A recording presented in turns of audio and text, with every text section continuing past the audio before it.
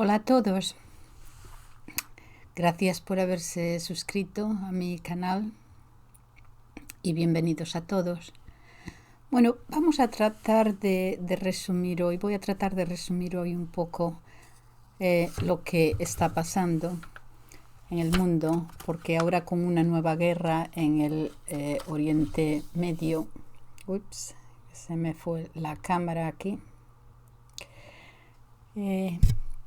Vamos a ver, en primer lugar, Ucrania. La narrativa sobre Ucrania se está desmoronando, ya ven ustedes. Al principio se acuerdan que se decía que Rusia iba a ser completamente destruida, vencida, iba a perder indudablemente.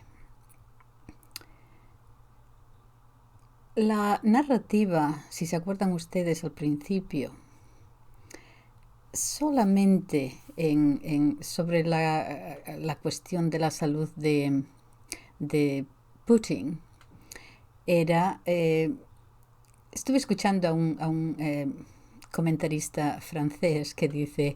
se llama François Asselineau y es el director del partido Unión Popular Républicaine. Y estaba recordándonos, él dice solamente sobre el estado de salud de Putin. Vamos a ver, lo que oíamos era primero que tenía cáncer de pulmón, tenía cáncer de esófago, después era cáncer de huesos, después tenía cáncer de páncreas, después tenía el Alzheimer's, después tenía Parkinson's, tenía complejo de superioridad tremendo, tenía incluso los pies planos. Bueno, tenía de todo. O sea que era el lobo feroz que quería comerse a Caperucita Roja.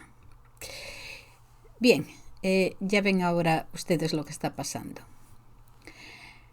También se nos decía que bueno, que Crimea, pero que eso era solamente el principio, que después iba a invadir Polonia, iba a Alemania, iba a llegar hasta París. Bueno, y ya ven lo que están pasando. No se explicaba la historia, los motivos de la guerra, cómo todo había empezado, pero se nos decía que Ucrania, que era la personificación de la democracia, y que aquí en Europa teníamos que mandar todo el dinero de los contribuyentes que no teníamos hasta la victoria final. La victoria final que indudablemente iba a pasar y que teníamos que ayudar a Ucrania, costara lo que costara. Bien, tengo aquí unas notas, permítanme ustedes para que no me olvide. Bien, estuve escuchando a un comentarista estadounidense que es un profesor de economía en la Universidad de Wisconsin, de Kansas City, en los Estados Unidos, en un programa que se llama Dialogue Works, que es un buen programa. Me parece que el entrevistador, el creador del programa, me parece que es brasileño, pero no estoy segura de ello. Bien, pues este profesor de economía decía también, se llama Michael Hudson,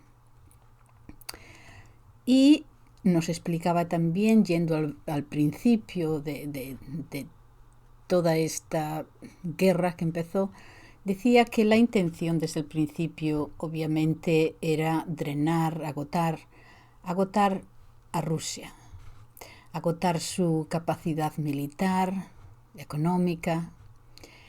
Los Estados Unidos, dice él, en realidad no tenían entendimiento alguno sobre la capacidad enorme que tiene Rusia en fabricación, en producción, en su capacidad productiva. Creían que prácticamente Ucrania iba a llegar a Moscú. Aquellos que lo sabían y que tenían un entendimiento más acertado de lo que pasaba. En el gobierno estadounidense, a eso se les despidió. La posición era que si no piensas, si no crees que los Estados Unidos va a ganar, no debes tomar parte en estas conversaciones o decisiones. Tenemos que reemplazar a esta gente con gente que crea en los Estados Unidos. Esa era la posición normal. O sea que los que están tomando las decisiones, que todos los que están que querían dar otra opinión, pues nada, se tenían que ir. En esta conversación, el entrevistador le pregunta a este profesor acerca de las sanciones. El propósito, al principio, ¿se acuerdan ustedes de todas las sanciones? Y él dice algo bastante interesante. Dice, la guerra contra Rusia no es solamente una guerra en contra de Rusia. Es también, dice él, una guerra contra Europa por parte de los Estados Unidos. ¿Cómo es posible esto, una guerra contra Europa? Los Estados Unidos tienen, dice él, una pesadilla y la han tenido por bastante tiempo. Alemania y otros países europeos iban a ver su camino, estaban viendo su camino abierto a la prosperidad, con tener un mayor comercio e inversiones con Rusia. Los alemanes pensaban que ellos iban a exportar sus automóviles, sus lavadoras, su industria, productos de consumo a Rusia, a precios elevados, por cierto, a cambio del gas y el petróleo que Rusia les vendía a precios muy razonables por parte de Rusia. Esto haría a Europa cada vez más próspera, pero esa prosperidad sería compartida con Eurasia y Asia, también China. Y esto dejaría, esta es su proposición, y esto dejaría a los Estados Unidos detrás. Entonces, las sanciones contra Rusia eran una forma de que los Estados Unidos, vamos a ver, como si dijeran, vamos a crear otra cortina de hierro, por así decirlo, entre Europa y Rusia. Y esta nueva cortina de hierro es el intentar que Europa prospere, es evitar que Europa prospere en su comercio con Rusia. Más o menos, si vais a comerciar con alguien, eso va a ser con nosotros. De forma que en vez de comprarle el gas natural y el petróleo a Rusia, os vamos a hacer ser completamente dependientes de nosotros, los Estados Unidos, de nuestro gas, a veces a 3 veces el precio, y de esta forma negarle a Alemania esa fuente barata de energía. Y después tendréis que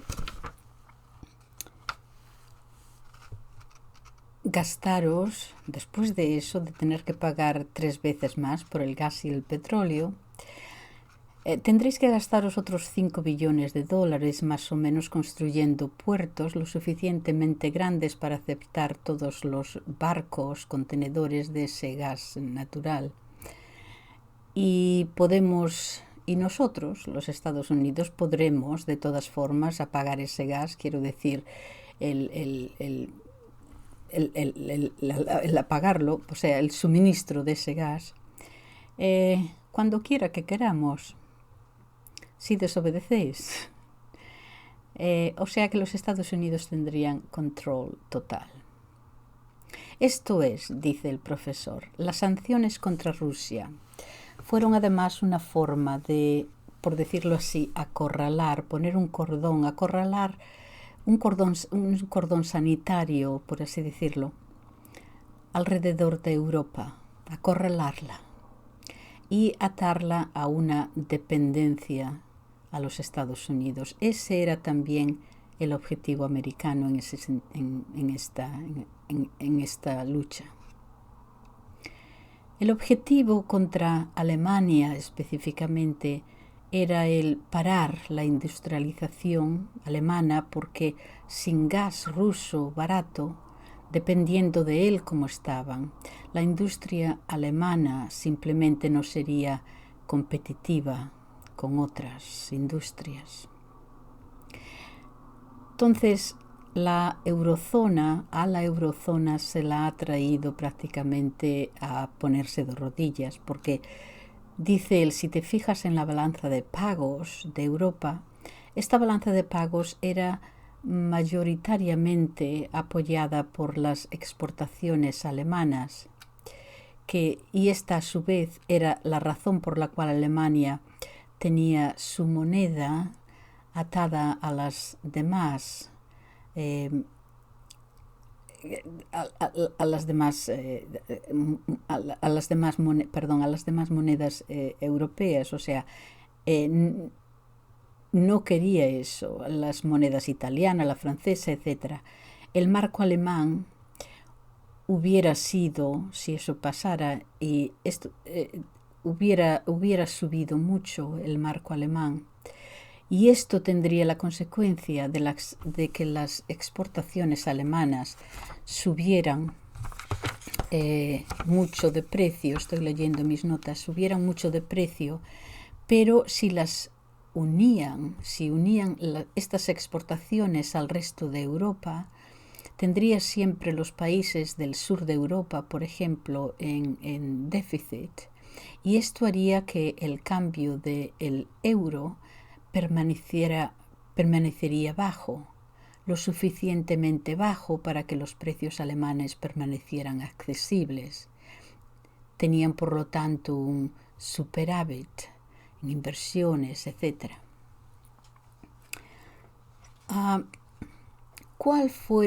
Se le pregunta a este profesor, ¿cuál fue el efecto en Rusia de todas estas sanciones?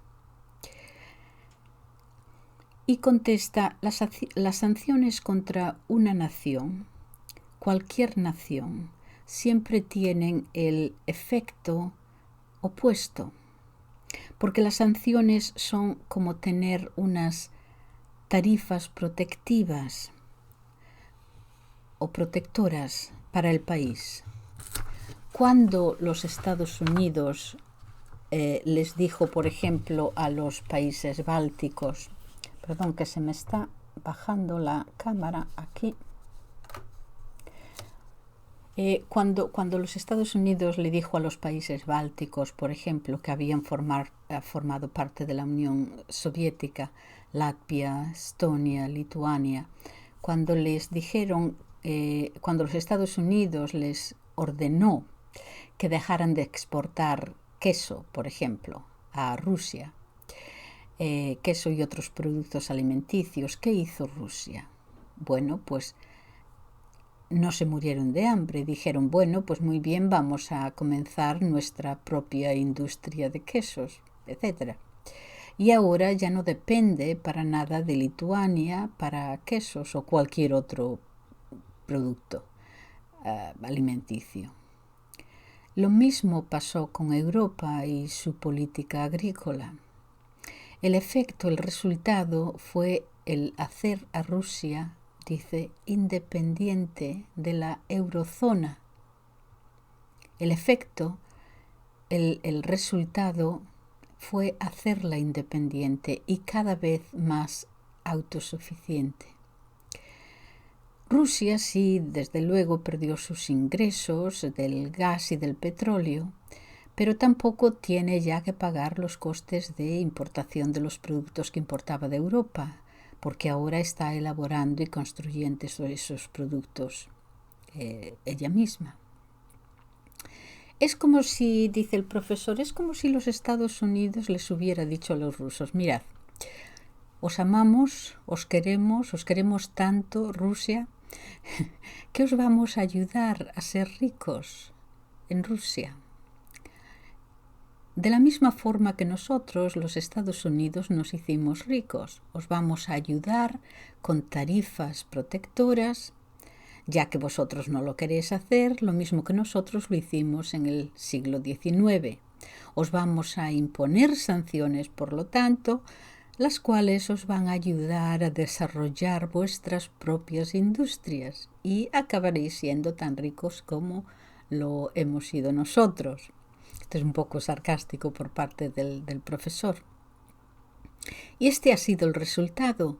Rusia ahora es mucho más fuerte, independiente, no hay ya más sanciones que se les puedan imponer. Bueno, Ursula von der Leyen trató hace poco de sanciones número 13, que me parece que son sobre tornillos o destornilladores, en fin. Sobre el servilismo de Europa hacia los Estados Unidos. Dice, aunque no lo pareciera, los Estados Unidos han estado entrometiéndose en la política europea desde 1945.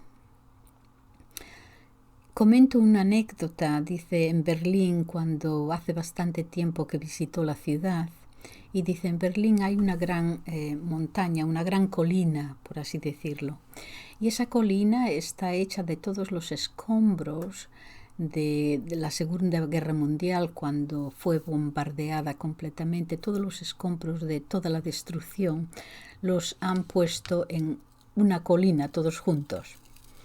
Y dice el profesor, lo que parece interesante es que en la parte superior de la colina, los Estados Unidos construyeron unos satélites espías. Se acordarán ustedes que hace unos 10 años, me parece que Obama era el presidente, salió a la luz que los Estados Unidos habían estado escuchando las conversaciones de Angela Merkel, la canciller alemana en esos tiempos. Pero esto salió a la luz, pero la verdad es que están escuchando prácticamente a todos los políticos dirigentes de los países europeos. Al mismo tiempo que eso, tienen lo que llaman scouts. Sobre todo hay una organización que se llama The American Endowment for Democracy. Y esta organización lleva a cabo el ver y observar, en primer lugar, la política neoliberal que están llevando a cabo ahora. Pero su razón de ser es encontrar aquellos que tienen una cierta promesa como políticos o como en negocios también, en el futuro. Entonces, en todas estas organizaciones internacionales no gubernamentales, los encuentran gente que quizás no tenga demasiada discreción moral, por supuesto, pero que tienen características que son oportunistas, son listos y que están dispuestos a seguir la carrera política que los Estados Unidos les ponga por delante. Gente empresarial, ambiciosa, para política y para negocios. Y esto quiere decir que los políticos europeos no, dice el profesor, en realidad no están representando al pueblo europeo, sino a las grandes empresas transnacionales ahora. No representan la economía de sus países, no representan al pueblo de su país, sino, no diría a sus jefes, pero sí a las organizaciones que han estado promoviendo sus carreras durante todas estas décadas. Y esto se viene haciendo desde los años 70. A mí personalmente, continúa el profesor, me ha dicho personalmente un oficial del Departamento de Treasury, de Hacienda, de Tesorería, que personalmente a mí dice que los Estados Unidos siempre pueden hacerse con lo que quieran de los diputados europeos y que quizás sean los más corruptos. Dice, esto les parecerá imposible de creer. Hay muchos países corruptos en el mundo y los países europeos en realidad son políticamente más estables, quizá menos corruptos. Esta es la idea que tenemos. Sin embargo, le dijeron que no. Dice, porque en realidad son igual de corruptos, pero son mucho más baratos. En otros países, pues al dictador o a quien sea, pues tienen que ponerle millones, vamos a suponer, en una cuenta suiza o algo así, pero no a los europeos, porque esto se vería muy claramente. Dice, es efectivamente dinero contable en sobres y lo hacen por bastante menos dinero para que no se vea tan claramente. El euro fue la moneda del euro, que es común a la mayoría de los países que forman la Unión Europea, fue en realidad pensado y diseñado como una moneda satélite al dólar americano. Y esto fue por Robert Mundell de la Universidad de Chicago. Y fue designado básicamente como una política antilaborista, una política antiindustrial. Están siguiendo las pautas dadas por el modelo del capitalismo financiero americano. Y esto encierra a Europa como un satélite en realidad americano. Le pregunta el entrevistador, ¿qué consejo daría usted? Esto estoy tratando de resumir la primera parte de la conversación. Y le pregunta, ¿qué consejo le daría usted a los europeos?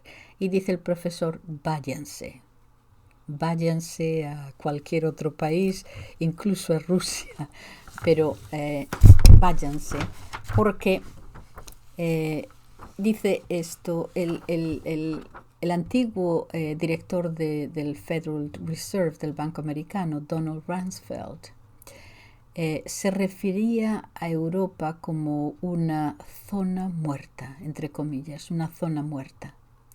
La Unión Europea no puede ser resucitada, dice el profesor. No se le puede resucitar sin una reestructuración completa, radical. Y esto no va a suceder. La Unión Europea está en una trayectoria suicida casi. Lo único que se puede hacer es abandonar ese barco a la deriva.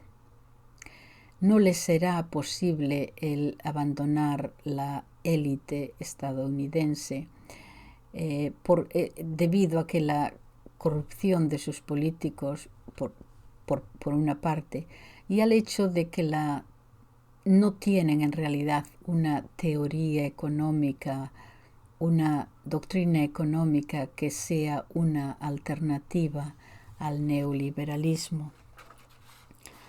Y este es el resumen de, una parte de esta conversación con este profesor de economía. Y esto es sobre en realidad la política, ahora como ya vemos lo que estamos pasando lo que está pasando en Ucrania, estamos viendo cómo Europa en realidad se está desmoronando completamente y vemos, quizás si ustedes creen lo que ha dicho este profesor, vemos que quizás este desmoronamiento de la economía y de la cultura europea era también, dice él, parte de esta guerra contra Rusia. Bueno, los dejo aquí por hoy. Muchísimas gracias por haber escuchado. Adiós.